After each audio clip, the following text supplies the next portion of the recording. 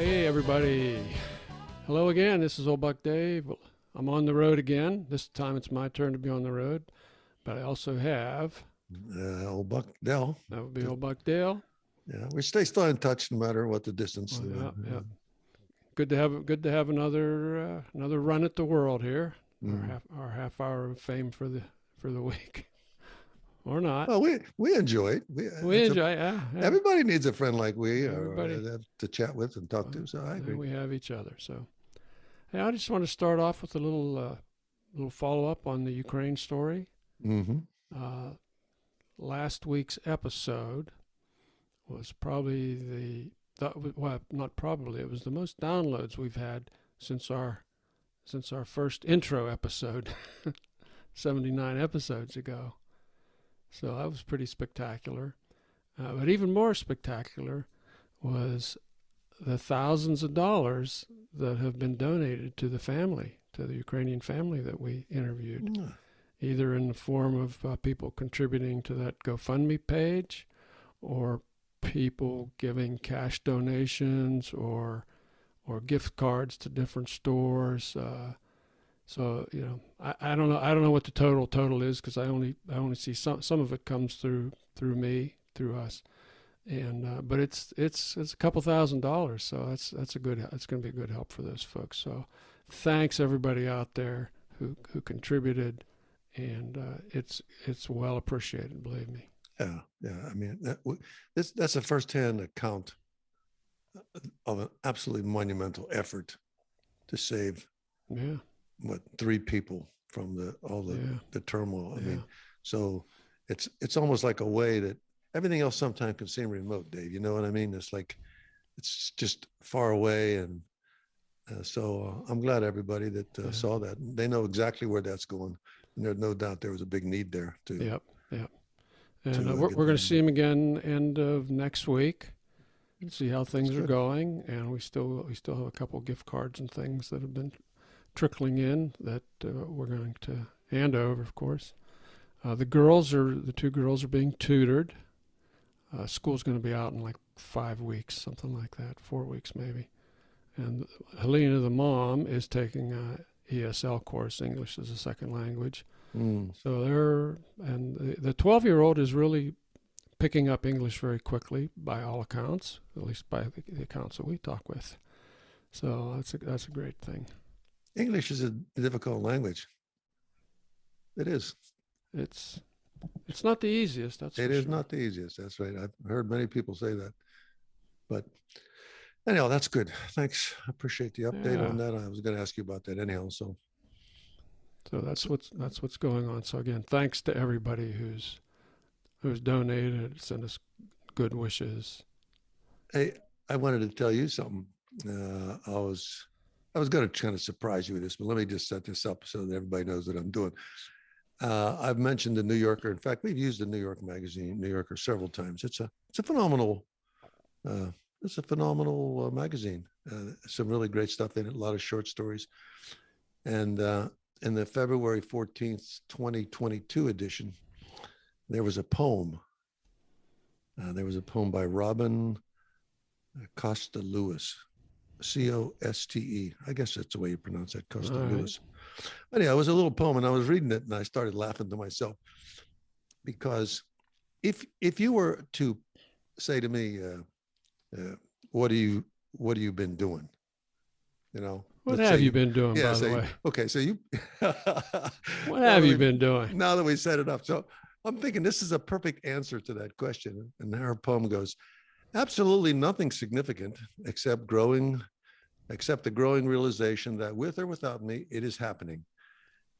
And that for the first 42, I thought it needed my approval, my agreement. It began a while ago. It's been waiting and not waiting, wishing I would catch up. I am catching up to the day, accepting that the sun cares and does not care, that with or without me, it will spin and burn, that I should spin and burn too. And I laughed at that. I said, what a cute poem. And it would be a nice answer to the question, what are you doing? What are you doing? What are you doing? So big shout out to the New Yorker and Robin Lewis. The Arc of Life, huh? Or a poem. Yeah, I thought it was pretty cute. Figured out that the world's going to keep spinning. It's going to spin, yeah, without my regardless approval. of what you do, without your with or without your approval. Yeah, right. That's true. That's true, and that's Hey, kind of the whole Ukrainian thing. That it's going to be what it's going to be. yeah. But we can help a little bit. So, Hey, did I ever tell you my latest run-in with the corporate giant? I think I did. Which one? You kind of Well, I clash mentioned swords lots of with a them lot too. of those guys. Yeah. Who's the latest Did I dragon that mention you the one tried to about slay? No, I'm just telling the old buck listeners that if we run into something, maybe they can glean a little bit of information from, and they can dodge this bullet. And these are things I'm learning the hard way. It was my encounter with H&R Block. Did I tell you about that? Oh, this must be a new encounter. I remember one from a year or so ago, but Well, that was last tax season, I guess. yeah, well, that's true. That's okay. true. So what are they doing to you? This is a simple case of an amazing firewall that they had computers set up to prevent me from talking to a real person. Yeah. It was so pervasive. They didn't invent that, by the way, but I'm telling you, Yeah.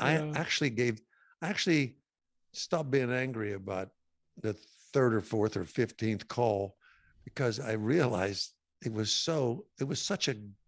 they just defeated me at every turn. And believe me, I tried everything I could think of. And all I wanted to do to speak to an actual person, not for tax advice, but they were doing something sort of malicious with my credit card. And I wanted to tell them to stop that. And I tried. I called the home office. I called local numbers. I Googled. I did everything. And I simply could not get past their computer, no matter what. I even pretended to be, like you want to go to the home, the HR department. You want to talk to the cleaners. I tried. I pushed every button on the break option. through. I could not break through. Could not break through. Everywhere I tried, there was a firewall. And to this day, they somehow must have realized they were doing that. So they corrected their charges, but I could not. I was not able to speak to a real person. And I gave up. I said, these guys are just unbelievable. So you finally said, you know what, the Earth's going to keep spinning. Oh, I'm telling you. Whether I get through to these guys or not, right? Well, sometimes it's a simple question. Yeah. And they kept wanting to refer me to technical advice, which I might have been able to talk to a real person if I only wanted to figure out how to make their program work or something, or download it or something. That I think that might fall. But tax advice, you got to sign up for that stuff. There's nothing free in this whole tax system thing. So beware. Make sure you don't need to talk to them very often. Otherwise, you have to open another account. So that's my story. That's your story. You're sticking with it, huh? Yeah, I've been doing a lot of other. I feel your pain, things. buddy. I feel your pain. What other stupid things have you been doing? Okay, listen to this. I'm fixing a pool cue. A pool cue. Mm-hmm. Okay, so it was someone had discarded it, and rather than taking a sapling and try to whittle one down for myself, I said, I'm going to try to fix this. Maybe I can salvage it, and I could I'll plant use it in the garden, grow it. What are you going to do with it? I was going to use it. I shoot pool. Okay. I play pool. It's a good diversion when I'm trying to deal with these corporate giants.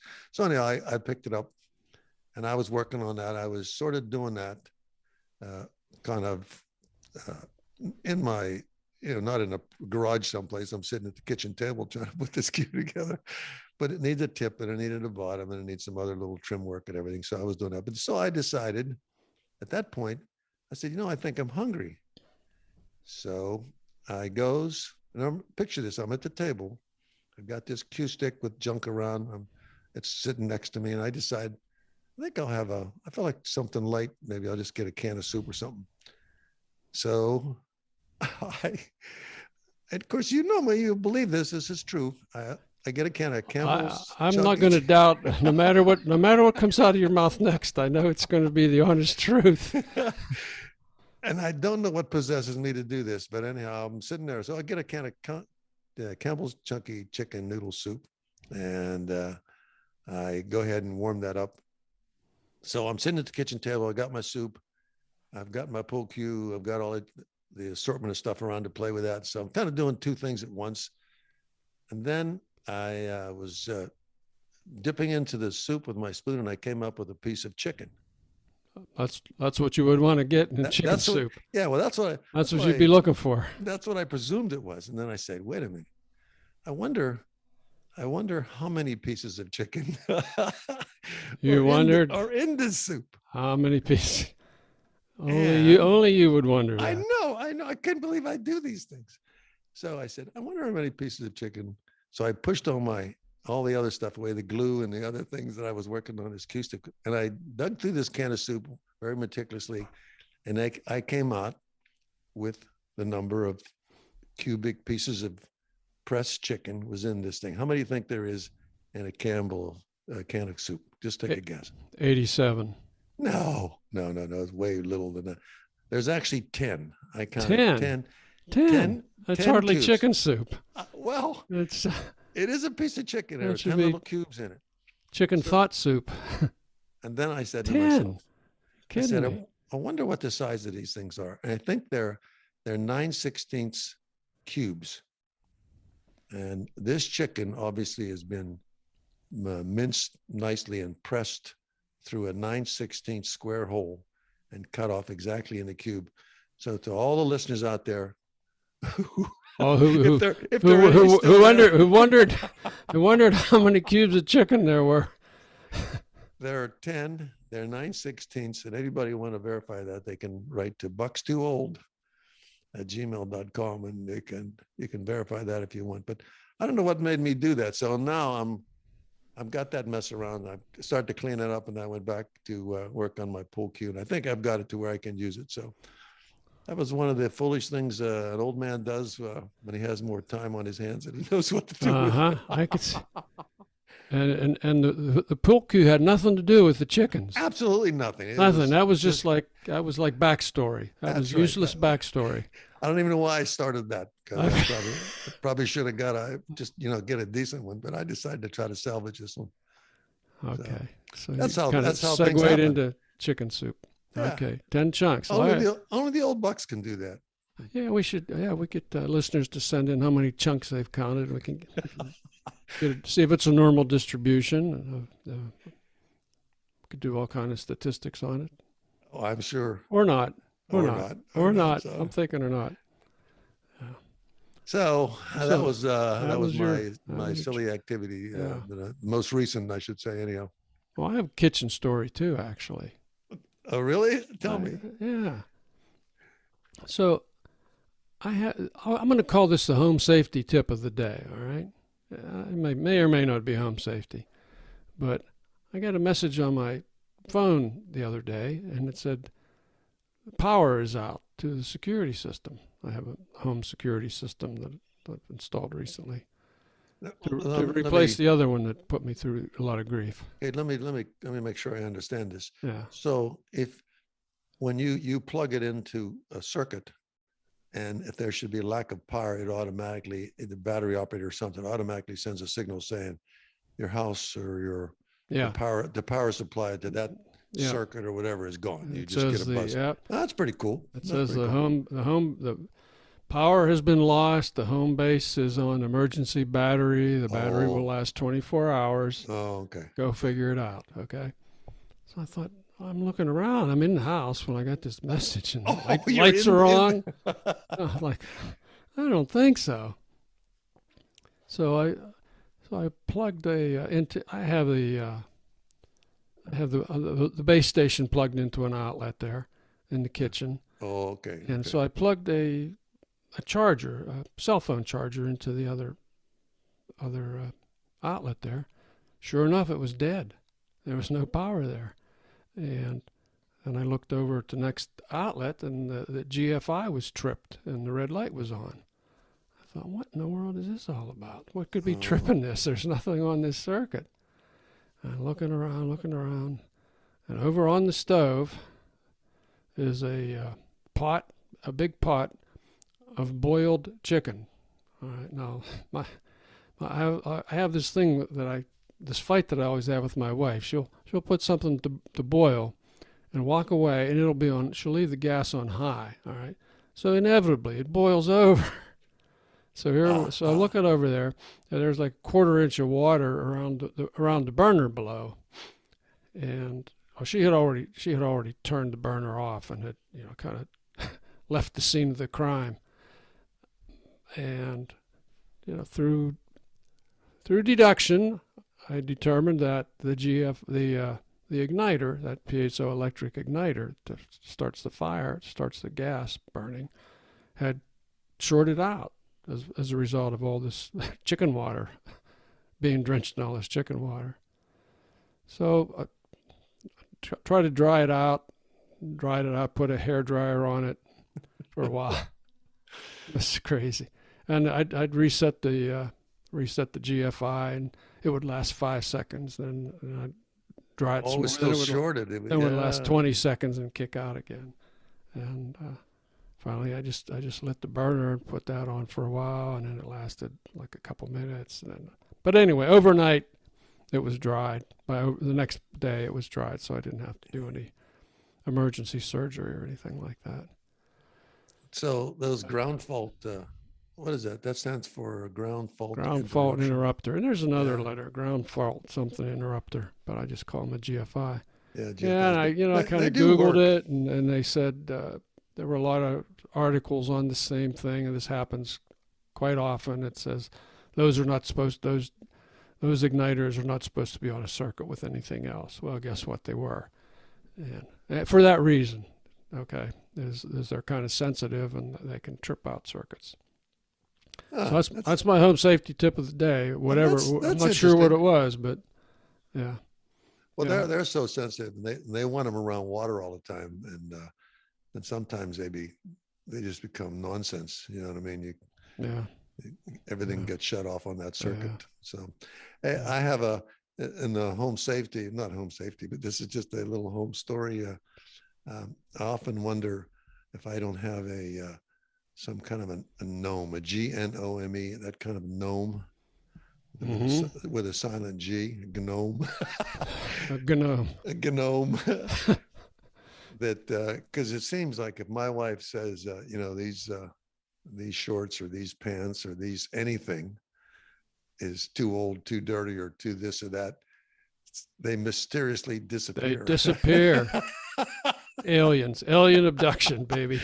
They mysteriously. Then I say, "Where's?"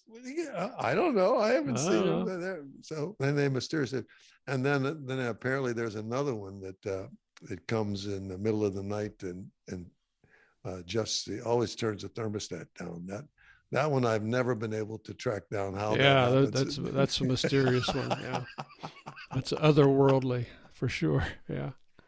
We have that. That's a funny story. I bet that a lot of people can relate to that. I'll bet. Yeah. Anyhow, that's the way. That's my story. That's your story. Hey, you see what your buddy Elon's up to? Hey, I don't know what he's up to. He pulled it off. He bought Twitter, or he's. Of course, it'll take several months for the deal to get finalized, but as of now, he has lined up all the financing, and. Well, it's going to be a free-for-all after that. I thought maybe I'd get a Twitter account just to see, find out what's going on. Actually, I'm not on any of that stuff. You see, Tesla's gone down 15% since he did that. How can he manage all those? How can he manage $1 billion worth of stuff like that and then go into some kind of an ego thing with that Twitter? I'll never understand. Well, yeah, that's what he does. I don't know. Hey, I have a question for you. If he's not putzing around doing this, he must have some brilliant people running at SpaceX. He does. He kind of stays out of the way, is from what I understand. I was going to say he would have to. As off the cuff he is.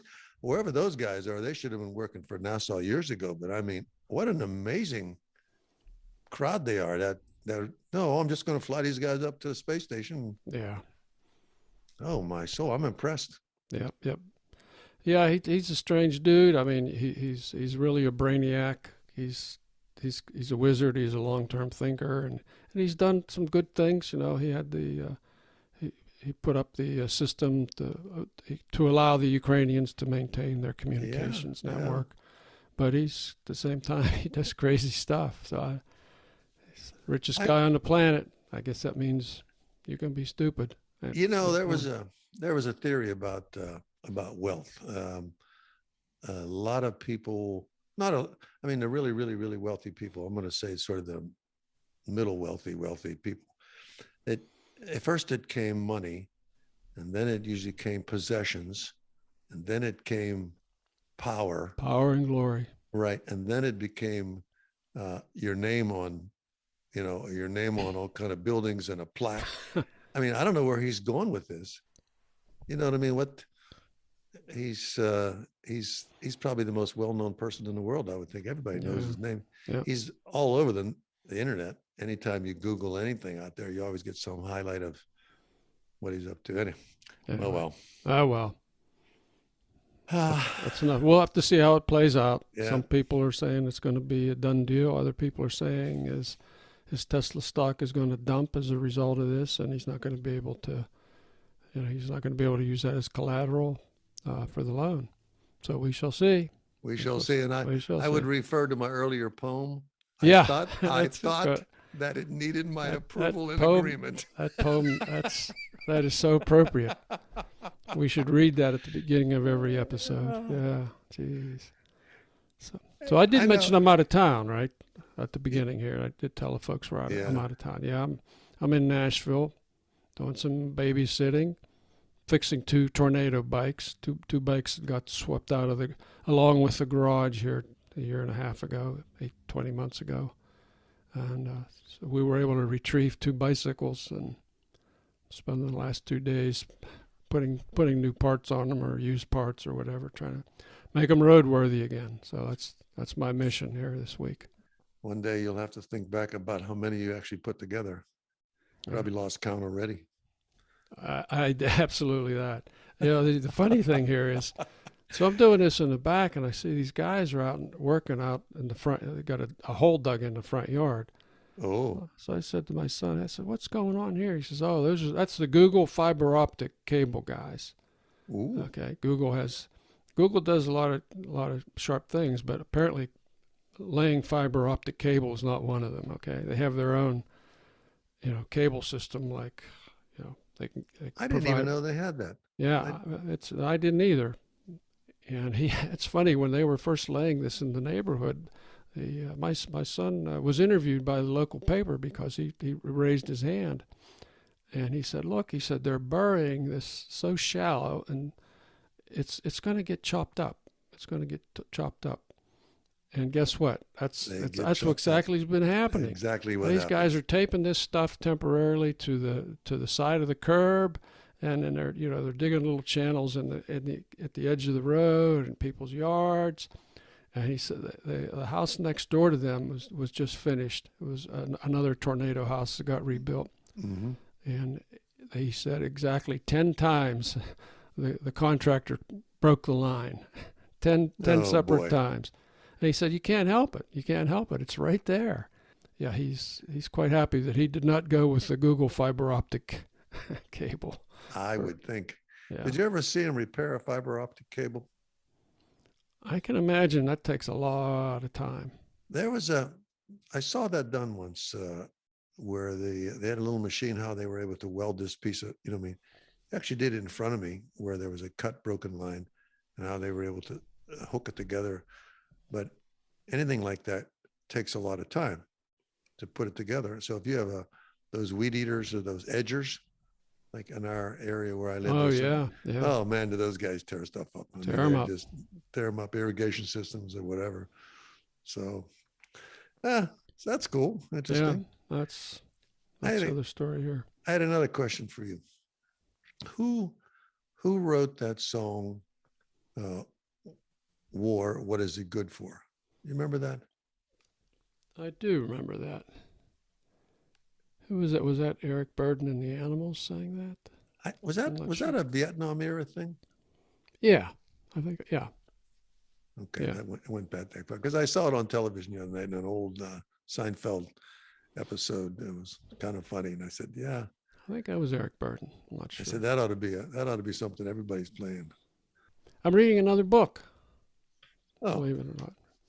Yeah, I just started another book. It's called Gold Fame Citrus. It's by Claire Vaye Watkins. It was written in 2015. It's her first novel. Some time ago, I talked about her short story collection, Battleborn, which I thought was really spectacular. So that was her, and it got several awards, I believe. And this book is, again, it's her first attempt at a novel. It's a dystopian novel about California after the water pretty much runs out. Okay. oh, So it's pretty pertinent. timely, yeah. Pretty timely, yeah. Yeah. So people have abandoned their mansions in the Hollywood Hills, and we got bands of outlaws cruising around. Yeah. The state borders are closed. There's big sand dunes encroaching on California. People are trying to emigrate to states in the east or in the north, and the borders are guarded. It's amazing. It sounds like what's going on today. I'm going to say it sounds like it's right around the corner. Yeah, it focuses on this couple, and they come across this child. So the three of them decide that they need to get out of there, and that's really as far as I've gotten in the book. That sounds fascinating. So it'll be interesting. It's the old dystopian. I find dystopian novels fascinating. Basically, as a function of how the author spins it out. Yeah. So if you have to accept the premise, and then you can. Yeah. So let me ask you, how are you reading this? Because there's a chance if it's hard copy, I'll Sorry, get it. There's no chance. No. Bad luck. This is my bedtime book. Yeah, it's my bedtime book. Yeah. So electronically. Electronic, yeah. Sorry. Well, that's always available electronically. That's a Kindle. Yeah. I think I borrowed it from it's from the Carnegie Library. It's on a 3-week loaner, I believe. Oh, okay. You electronically borrow this one. Borrow it, yeah. I found that this Kindle thing, I look up. So I wonder if that's available on Kindle, what the price is or something. And man, can that become addictive? Oh boy, oh boy, oh boy. It's so easy to click. You can bump that send button with your elbow, and Amazon will just charge your card, and it'll be on its way. Yeah. So, well, keep. Let me know how that one goes. Maybe I'll look for that one. That sounds like something interesting. I'd be interested in reading. Listen, I thought I'd close here with another Florida man story. I just came across this. I know how much you enjoy the Florida man stories. Yeah. Yeah. Okay. And this is a quote. So if it sounds like I'm reading something, it's because I'm reading something. It says, "A suspect has been arrested for allegedly stealing a crossbow by stuffing it down his trousers in Florida." All right. The 46-year-old can be seen walking into the shop with a crutch before taking a pair of cutting tools and removing the security tag on a Raven Rio crossbow. He can then be seen shoving the weapon down the front of his trousers before walking out. Amazingly, he made it out of the shop, but was arrested a few days later in a parking lot at a nearby store. So I don't know what caused him to get arrested. But anyway, so he needed the crutch because that was his cover. Yeah. If you know the size of a crossbow. Yeah. So he was thinking. That was very. Yeah. Well, the criminal mind is always sometime fertile. ahead of the fertile. curve. Very fertile. Yeah. Hey, well, listen. I'm glad we check in. We stay in touch for lots of reasons, even if we're not podcasting. But we love to do that. We're glad to share our thoughts with others, and always welcome others to do the same, right? Buckstwoold at gmail.com. Yeah. Any thoughts on anything? We're always happy to hear from you. And always happy. I want to thank Ranger Rick. He sent a very interesting article on Ukraine and Putin and the whole thing. maybe I'll just throw that in the liner notes as well here. Well, So that's it. Anybody, that's apropos of write to us. We don't have a million listeners, but the ones we have close. are We're close. very, very important close. to us. Yeah, The 6 we have are very important to us. Well, we actually have more than that. we've got a lot more than that now. Man, I ran out of fingers and toes. This is great. Yeah. You know, we always learn things the hard way. We pass that information along. We have, Home safety tips. Safety tips.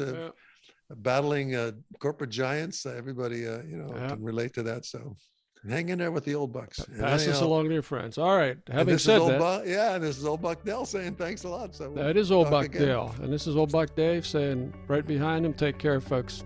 Talk to you next time. Bye-bye.